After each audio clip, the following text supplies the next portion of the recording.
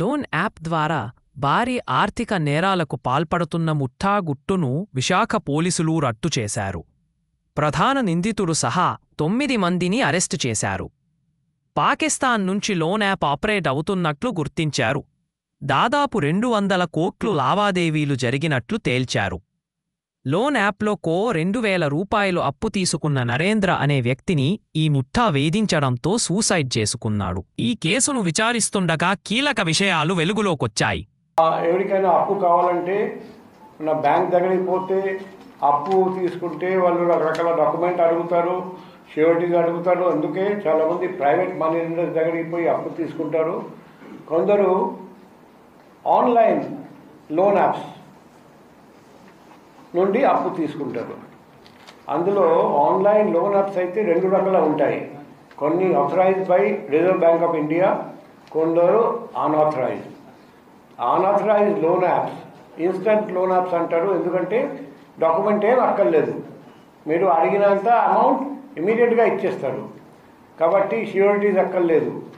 అందుకే చాలామంది వెంటనే డబ్బు వస్తుందని లోన్ యాప్ నుండి డబ్బు తీసుకుంటారండి.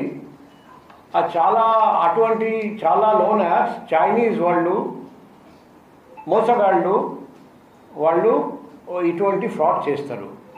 సో ఇది కూడా అదే మాదిరిగా ఒక లోన్ యాప్, ఆ చైనీస్ మోసగాళ్ళు తయారు చేసిన loan app. So next slide. So ఈ కేసులో ఏం జరిగింది, ఇటువంటి కేసెస్లో ఎలా జరుగుతాయి? ఇనిషియల్గా ఇమీడియట్గా డబ్బు ఇస్తారు, మీ మొత్తం అమౌంట్ కట్టేసిన తర్వాత అప్పుడు మొదలు పెడతారు, ఇంకా అమౌంట్ కట్టాలి, ఇంకా కట్టాలి, ఇంకా కట్టాలి. సో అనుకోండి 5,000 డబ్బు అప్పు తీసుకుంటే మీరు 1,00,000 వరకు కట్టేశారు, ఇంకా అడుగుతూనే ఉన్నారు. లేకపోతే నీ ఫోన్ నంబర్ నుండి అన్ని కాంటాక్ట్స్ నేను తీసుకున్నాను, అందరికీ నీ ఫోటో నీ వీడియో మార్క్ చేసి పెడతాను. సో ఈ అవమానం భరించలేక కొందరు ఆత్మహత్య కూడా చేసుకున్నారు మన భారతదేశంలో. ఇక్కడ కూడా అదే జరిగింది. మన అందరికీ తెలుసు, ఒక భార్యాభర్త రీసెంట్గా మ్యారేజ్ జరిగింది. జస్ట్ 1,000 ప్లస్ 100 1,100 లోన్ తీసుకున్నారు. తర్వాత 1,000 2,200 టోటల్ 2,300 రూపాయలు లోన్ తీసుకున్నారు క్యాష్ మ్యాక్స్ అప్లికేషన్ నుండి.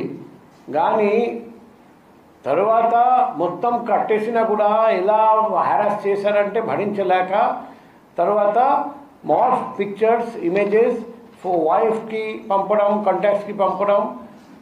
అప్పుడు వైఫ్ ఫైనల్గా ఇదంతా భరించలేక ఆ వ్యక్తి ఉరి వేసుకొని చనిపోయాడు. నెక్స్ట్. సో మనం కేసు రిజిస్టర్ చేసిన తర్వాత మనకు 2 సస్పిషియస్ వాట్సాప్ నంబర్స్ వచ్చాయి. సో మనం చూసాము, లాస్ట్ లాగింగ్ ఐపీ అడ్రస్ చూస్తే రావాల్పిండి పాకిస్తాన్, అక్కడి నుండి వచ్చింది. తర్వాత ఒక ప్రమోషనల్ లింక్ ఫేస్బుక్లో దొరికింది, అదే క్యాష్ బ్యాక్స్ యాప్ ప్రమోట్ చేస్తూ. సో మేము 94 BNSS కింద నోటీస్ సర్వ్ చేశాము. నెక్స్ట్. అప్పుడు ఇన్వెస్టిగేషన్ చేస్తే ఫర్దర్ మనకు ఒక ఇండియన్ బ్యాంక్ అకౌంట్ నెంబర్ దొరికింది. ఆ అకౌంట్లో కంప్లైంట్ 2,000 రీపేమెంట్ కోసం అక్కడ డిపాజిట్ చేశారని.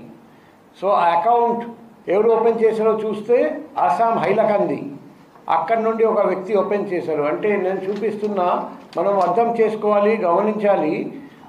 ఇంతవరకు ఒకటి లింక్ వచ్చింది పాకిస్తాన్ రావాల్పిండి, ఇంకొకటి వచ్చింది అస్సాం హైలకంది. అది మ్యాప్ చూస్తే thousands of kilometers apart 2 places. తర్వాత మనకు ఏం తెలిసిందంటే ఇది వచ్చేసి న్యూ అకౌంట్. వాళ్ళు అకౌంట్ ఇలా ఇస్తారు, రకరకాల ఫ్రాడ్స్లో మోసాల్లో ఈ అకౌంట్లో అమౌంట్స్ వస్తాయి. ఈ అమౌంట్కి వచ్చిన అమౌంట్ మళ్ళీ ఇంకా 5 డిఫరెంట్ అకౌంట్స్కి వెళ్ళిపోయినాయి. నెక్స్ట్. తర్వాత